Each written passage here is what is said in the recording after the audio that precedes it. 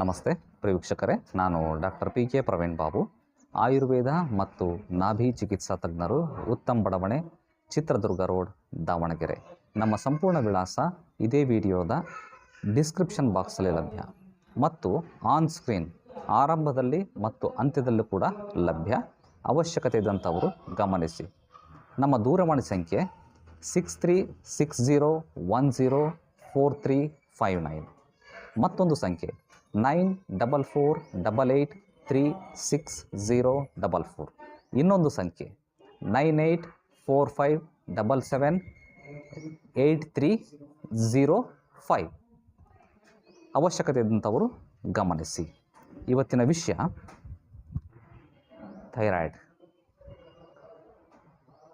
Thyroid ಮಕ್ಕಳಲ್ಲೂ ಕಾಣ್ತಾ ಇದೆ, ಮಹಿಳೆಯರಲ್ಲೂ ಪುರುಷರಲ್ಲೂ, ಆದರೆ ಮಹಿಳೆಯರಲ್ಲಿ ಹೆಚ್ಚು. ಈ ಥೈರಾಯ್ಡಿಗೆ ಕಾರಣ, ಲಕ್ಷಣ, ಮನೆಮದ್ದು, ಚಿಕಿತ್ಸೆ ಆಯುರ್ವೇದದ ದೃಷ್ಟಿಕೋನದಲ್ಲಿ. ವೀಕ್ಷಕರೇ, ಸಾಮಾನ್ಯವಾಗಿ ಥೈರಾಯ್ಡ್ ಬಂದಾಗ ನೀವು ಬ್ಲಡ್ ಟೆಸ್ಟ್ ಮಾಡಿಸ್ತೀರಿ. ಅದರಲ್ಲಿ ಥೈರಾಯ್ಡ್ ಇದೆ ಅಂತ ಹೇಳ್ತಾರೆ. ಹೈಪೋಥೈರಾಯ್ಡಿಸಮ್ ಆಗಿರ್ಬೋದು, ಹೈಪರ್ ಥೈರಾಯ್ಡಿಸಮ್ ಆಗಿರ್ಬೋದು. ಒಟ್ಟಾರೆ ಥೈರಾಯ್ಡ್ ಗ್ರಂಥಿಗೆ ಸಂಬಂಧಪಟ್ಟಂತಹ ನ್ಯೂನತೆ. ನೀವು ವೈದ್ಯರನ್ನ ಕೇಳ್ತೀರಿ, ಡಾಕ್ಟರ್ನ, ನಿಮ್ಮ ಫ್ಯಾಮಿಲಿ ಡಾಕ್ಟರ್ನ ಕೇಳ್ತೀರಿ, ಥೈರಾಯ್ಡ್ ನನಗೆ ಯಾಕೆ ಬಂತು ಸಾರ್ ಅಂತಂದು.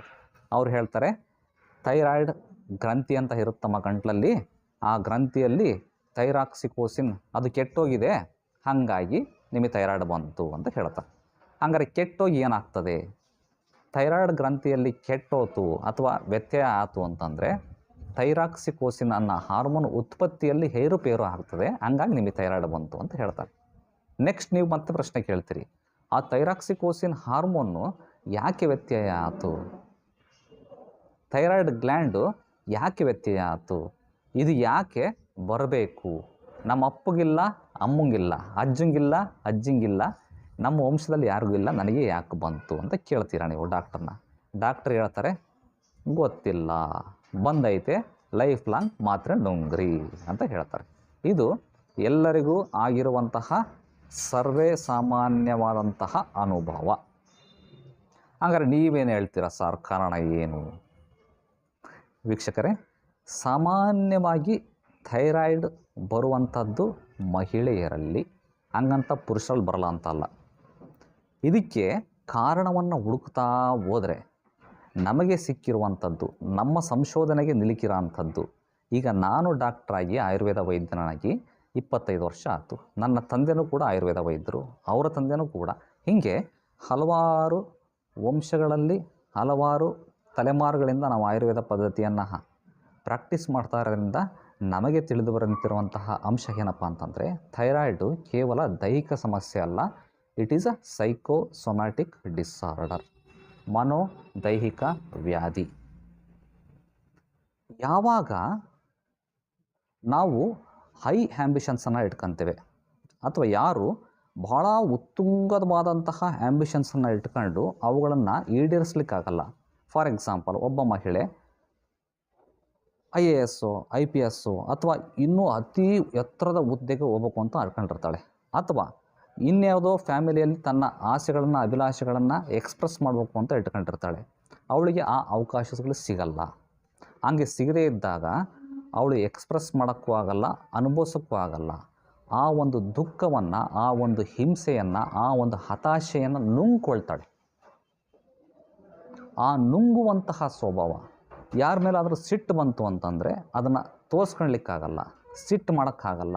ಆ ಥರದ ವಾತಾವರಣದಲ್ಲಿ ಬೆಳೆಯುವಂತಹ ಮಹಿಳೆ, ಫಾರ್ ಎಕ್ಸಾಂಪಲ್ ಆರ್ಥೋಡಾಕ್ಸ್ ಮಹಿಳೆ, ಸಾಂಪ್ರದಾಯಿಕ ಕುಟುಂಬದಲ್ಲಿರುವಂತಹ ಮಹಿಳೆ, ಅಥವಾ ಆ ಥರದ ಪರಿಸರದಲ್ಲಿ ಬೆಳೆಯುವಂತಹ ಮಹಿಳೆ, ಎಕ್ಸ್ಪ್ರೆಷನನ್ನು ನಿರಾಳವಾಗಿ ಎಕ್ಸ್ಪ್ರೆಸ್ ಮಾಡಲಿಕ್ಕೆ ಆಗದೇ ಇರುವಂತಹ ಸ್ಥಿತಿಯಲ್ಲಿ ಅವಳ ಆಸೆಗಳನ್ನು, ದುಃಖಗಳನ್ನು, ದುಗುಡಗಳನ್ನು, ದುಮ್ಮನಗಳನ್ನು, ಸಿಟ್ಟನ್ನು, ಸೆಡವನ್ನು ಓಪನ್ ಅಪ್ ಆಗಿ ಎಕ್ಸ್ಪ್ರೆಸ್ ಮಾಡೋದಕ್ಕೆ ಆಗದೇ ಇದ್ದಾಗ ನುಂಗುವಂತಹ ಸ್ವಭಾವ, ನುಂಗ್ಕೊಂಡು ಥೈರಾಯ್ಡ್ ಗ್ರಂಥಿಯಲ್ಲಿ ವ್ಯತ್ಯಾಸ ಆಗ್ತದೆ. ಹಲವಾರು ಸೈಂಟಿಸ್ಟ್ಗಳು ಹಲವಾರು ಸಂಶೋಧನೆಗಳಲ್ಲಿ ಅಯೋಡಿನ್ ಕೊರತೆ ಆಗಿರ್ಬೋದು, ಅದಾಗಿರ್ಬೋದು, ಇದಾಗಿರ್ಬೋದು ಅಂತ ಹೇಳ್ತಾರೆ. ಅದು ಸುಳ್ಳು ಅಂತ ನಾನು ಹೇಳಲ್ಲ, ಇದು ಕೂಡ ಒಂದು ಕಾರಣ. ಹಾಗಾದರೆ ಪರಿಹಾರ ಏನು? ಲಕ್ಷಣ ಏನು? ಲಕ್ಷಣ ಥೈರಾಯ್ಡ್ ಟೆಸ್ಟ್ ಮಾಡ್ತೀರಿ, ಅದರ ತೋರಿಸ್ತದೆ. ಒಂದು, ಕೆಲವರು ತೂಕ ಜಾಸ್ತಿ ಆಗ್ಬೋದು, ಕೆಲವರಿಗೆ ಹೇರ್ ಫಾಲ್ ಆಗ್ಬೋದು, ಕೆಲವರಿಗೆ ಸುಮ್ಮನೆ ಗಾಬರಿ ಆಗ್ಬೋದು, ಕೆಲವರಿಗೆ ತೂಕ ಕಮ್ಮಿ ಆಗ್ಬೋದು, ಕೆಲವರಿಗೆ ಮುಟ್ಟಿನಲ್ಲಿ ವ್ಯತ್ಯಾಸ ಆಗ್ಬೋದು, ಕೆಲವರಿಗೆ ಬ್ಲೀಡಿಂಗ್ ಜಾಸ್ತಿ ಆಗ್ಬೋದು, ಕೆಲವರಿಗೆ ಗಾಬರಿ ಆಗ್ಬೋದು, ಕೆಲವರಿಗೆ ಇದ್ದಕ್ಕಿದ್ದಂಗೆ ಬೆವರ್ಬೋದು, ಇದ್ದಕ್ಕಿದ್ದಂಗೆ ಅಳ್ಬೋದು, ಇದ್ದಕ್ಕಿದ್ದಂಗೆ ಖುಷಿ ಆಗ್ಬೋದು, ಇದ್ದಕ್ಕಿದ್ದಂಗೆ ಸಿಟ್ಟು ಬರ್ಬೋದು. ಕೆಲವರು ಅವಿವಾಹಿತ ಮಹಿಳೆಯರು ಮದುವೆ ಆದಮೇಲೆ ಮಕ್ಕಳಾಗದಂಗೆ ಇರ್ಬೋದು. ಹಾರ್ಮೋನ್ಗಳಲ್ಲಿ ವ್ಯತ್ಯಾಸ, ಇವೆಲ್ಲ ಲಕ್ಷಣ. ಎಲ್ಲ ಲಕ್ಷಣಗಳು ಎಲ್ಲರಲ್ಲೂ ಇರಬೇಕು ಅಂತ ಇಲ್ಲ, ಕೆಲವರಲ್ಲಿ ಇರ್ತವೆ, ಕೆಲವರಲ್ಲಿ ಇರಲ್ಲ. ಸೊ ಥೈರಾಯ್ಡಿಗೆ ಪರಿಹಾರ ಏನು? ಇದಕ್ಕೆ ಔಷಧಿ ಉಂಟು.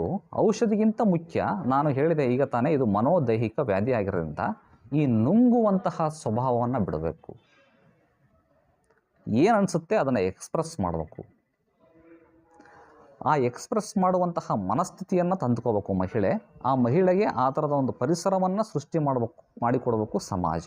ಆವಾಗ ಈ ಥರದ ಥೈರಾಯ್ಡ್ಗೆ ಸಂಬಂಧಪಟ್ಟಿರುವಂತಹ ಕಾಯಿಲೆಗಳು ಕಡಿಮೆ ಆಗ್ತಾ ಬರ್ತವೆ. ಅದ್ರ ಜೊತೆಗೆ ತಾವು ಕೇಳ್ಬೋದು, ಮನೆಮದ್ದನ್ನು ಹೇಳ್ರಿ. ಇದಕ್ಕೆ ನಮ್ಮ ಪ್ರಾಕ್ಟೀಸಲ್ಲಿ ಉಪಯೋಗ ಮಾಡಿ ನೋಡಿದ್ವಿ. ಎಳ್ಳನ್ನು ಬಳಕೆ ಮಾಡೋದ್ರಿಂದ, ಎಳ್ಳು ಉಂಡೆ ಮಾಡ್ತಾರೆ, ಬೆಲ್ಲ ಹಾಕಿ ಎಳ್ಳುಂಡೆಯನ್ನು, ಅಥವಾ 1 ಸ್ಪೂನ್ ಎಳ್ಳು 1 ಸ್ಪೂನು ಬೆಲ್ಲವನ್ನು ಬೆಳಿಗ್ಗೆ ಮತ್ತು ಸಾಯಂಕಾಲ ಖಾಲಿ ಹೊಟ್ಟೆನಲ್ಲಿ ಜಗದು ನುಂಗಬೇಕು. ಎಷ್ಟು ದಿನ? 3 ತಿಂಗಳು ಸತತವಾಗಿ ಮಾಡಿ. ನೀವು ಥೈರಾಯ್ಡ್ ಟೆಸ್ಟನ್ನು ಮಾಡಿಸಿ ನೋಡಿ, ಕಡಿಮೆ ಆಗಿರುತ್ತೆ, ಹತೋಟಿಗೆ ಬಂದಿರುತ್ತೆ. ಈ ರೀತಿ ಮಾಡ್ಕೊಂಡು ನಿಮ್ಮ ಮನೆಮದ್ದಿನ ರೂಪದಲ್ಲಿ ಬಳಕೆ ಮಾಡ್ಬೋದು. ಇಷ್ಟೆಲ್ಲ ಮಾಡಲಿಕ್ಕಾಗಲ್ಲ, ರೆಗ್ಯುಲರ್ ಫಾಲೋ ಮಾಡೋಕ್ಕಾಗಲ್ಲ, ಇದಕ್ಕೂ ಕೂಡ ಕಂಟ್ರೋಲಿಗೆ ಬರ್ತಾ ಇಲ್ಲ ಅಂತಂದರೆ ಹತ್ತಿರದ ಆಯುರ್ವೇದ ವೈದ್ಯರನ್ನು ಸಂಪರ್ಕ ಮಾಡಿ. ಥೈರಾಯ್ಡನ್ನು ಶಾಶ್ವತವಾಗಿ ಆಯುರ್ವೇದ ಚಿಕಿತ್ಸೆಯ ಮುಖೇನ ವಾಸಿ ಮಾಡಲಿಕ್ಕೆ ಸಾಧ್ಯ. ಭಾಳಷ್ಟು ಜನರಿಗೆ ಮಾಡಿದ್ದೇವೆ ಕೂಡ. ವಿಷಯವನ್ನು ಎಲ್ರಿಗೂ ಶೇರ್ ಮಾಡಿ. ಮುಂದಿನ ಸಂಚಿಕೆಯಲ್ಲಿ ಮತ್ತೆ ಭೇಟಿಯಾಗೋಣ. ಧನ್ಯವಾದಗಳು ವೀಕ್ಷಕರು.